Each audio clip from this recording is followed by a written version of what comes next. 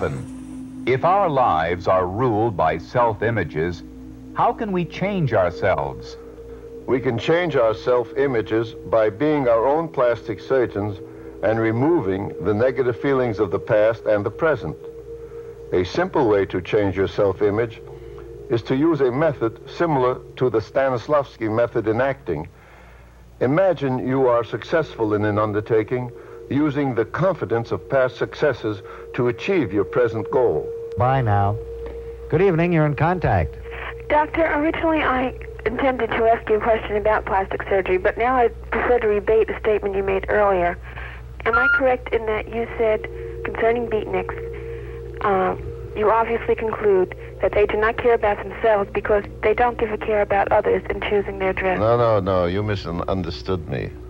My mother was always full of advice. So be a plastic surgeon, she said. But first, marry a rich girl. Live in a two-family house. You can have your office downstairs and you live upstairs. Then, after 15 years when you make a lot of money, you can become a plastic surgeon. No, Ma, I told her. Are you crazy? Must you start something new, she asked. And where will you get your patients? Who will come to you? But I wasn't worried. They'll come, I said. But my mother was not satisfied. I said, I believe in beatniks. They have a right to their own self-image, just like a person has a right to think as they please and be as different from the next person. And they have a right not to conform. I'm talking from the physical aspect. To help you unlock your personality, you will need courage. Courage to keep you from falling back on your feelings, on your fears of mistakes.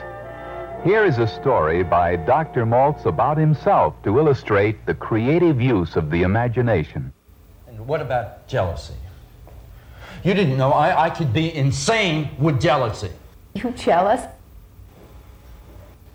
This scalpel can create beauty. Let go of me. It can destroy it, too. You don't need my mother's necklace. Let Stanley buy you a new one. You're crazy. Norman, stop it. One small move of my finger. One clean slip. Stop it, Norman, please. Listen to me, Eileen. Eileen, don't go away. Without you, I'm a star without a night. We'll be happy again. If you go, you take the pulse within my heart. Don't leave me. You listen to me, Norman. You've always trusted me implicitly. You've never held me under suspicion, and I could never live a lie with you. I've never cheated you. But neither can I cheat myself. I don't know how this happened, but it did. I can't tell you how sorry I am. I tried to stop it, but I can't. I must be sure.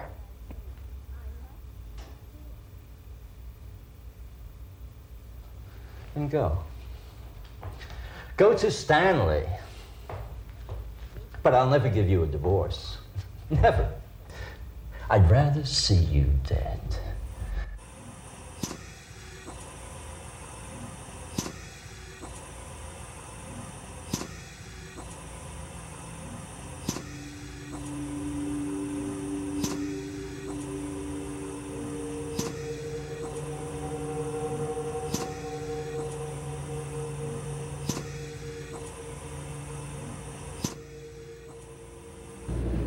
Who are the men who most influenced you?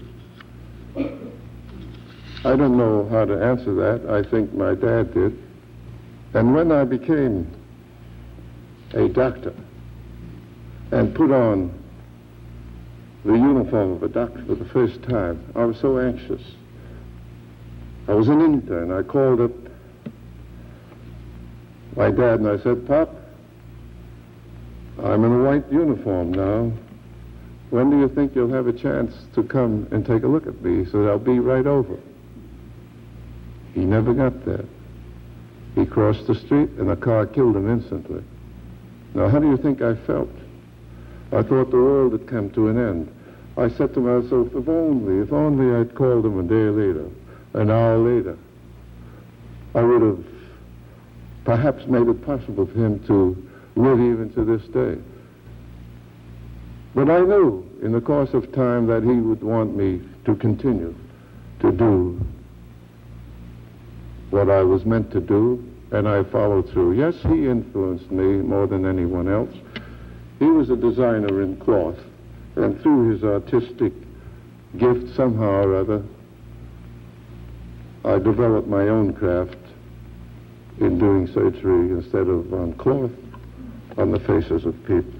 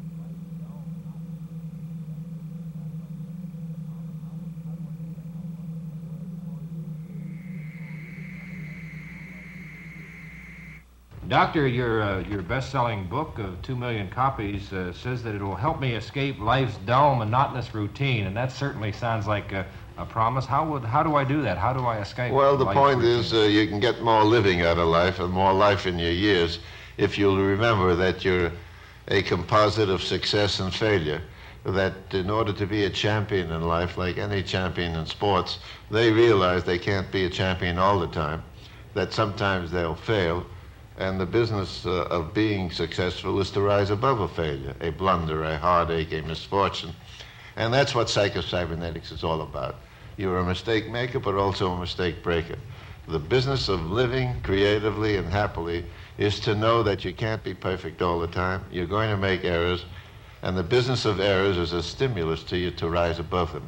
That's what success is all about. All successful people have risen above a failure. Do most people, Doctor, brood about their mistakes and their errors? Unfortunately, most people, too many people, brood about it. They're so fragile, they're so easily hurt. They feel so full of guilt because they made a mistake, and that's the business of living. If you rise above a mistake, then you have a floor upon which to stand. You turn a crisis into an opportunity by practicing without pressure, like money players in sports. You use the same technique in living. And so that you can be successful as a human being, knowing that you can hit the bullseye every day. Now, if I make a mistake, I just try and forget that when tomorrow comes around, is that right? Well, it might not be that easy, but the best way of forgetting about the mistake of yesterday is by doing some new goal in the present today that you can accomplish. And the more you work on that accomplishment of a goal within your possibilities in the present, the less time you will have to worry about the mistake of yesterday. That's what creative living is all about.